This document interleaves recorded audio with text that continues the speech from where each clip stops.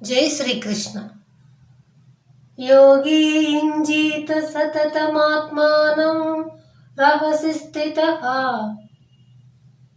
ఏకాకీయత చిత్తాత్మా నిరాశీర పరిగ్రహః. యోగి ఏకాంత ప్రదేశమున ఒంటరిగానున్నవాడై మనస్సును దేహేంద్రియములను స్వాధీనం చేసుకొని ఆశ లేనివాడై ఇతరుల నుండి ఏమీ స్వీకరించకుండా ఎప్పుడూ మనస్సును ఆత్మయందే నిలిపి ఉండవలను అని భగవానుడు తెలియజేసెను. ఇక్కడ యోగి అంటే పూర్ణత్వమును పొందినవాడని కాదు, పరమార్థ సాధకుడు మాత్రమే, ధ్యానాభ్యాసి అని అర్థం చేసుకోవాలి. అటువంటి వాడు పరిపక్వత పొందుటకు ఈ 5 నియమములను పాటించవలెను. అవే: ఏకాంత స్థలమును ఆశ్రయించవలెను, ఒంటరిగా ధ్యానం చేయవలెను, ఇంద్రియములను, మనస్సును, శరీరమును నిగ్రహించుకొనవలెను, ఆశ లేకుండా ఉండాలి, ఇతరుల నుండి ఏ వస్తువులను తీసుకొనకూడదు.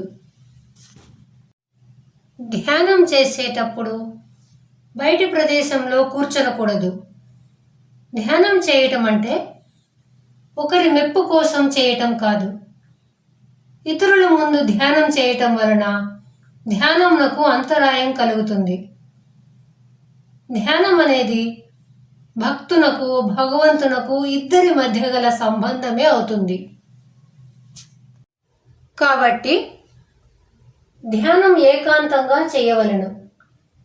ధ్యానం చేసేవారు మితాహారం తీసుకొని శరీరమును భక్తి, వైరాగ్యం ద్వారా ఇంద్రియములను, మనస్సును నిగ్రహించి కనబడుతున్న వస్తువులపై ఆశను వదిలిపెట్టాలి.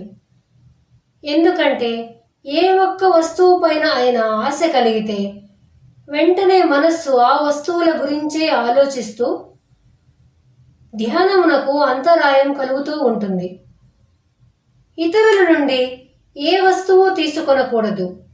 ఇతరుల నుండి ఏ వస్తువునైనా తీసుకున్నప్పుడు తన పుణ్యం తగ్గిపోతుంది. తద్వారా ఇతరుల కర్మ తనకు వచ్చి తీరుతుంది. ఇదంతా సాధకునికి బంధాన్ని కలిగిస్తుంది. సాధకులు ఈ శ్లోకంలో చెప్పిన నియమములను పాటిస్తూ నిరంతరం చిత్తమును ఆత్మయందే నిలపాలి అని భగవానుడు తెలియచేసెను.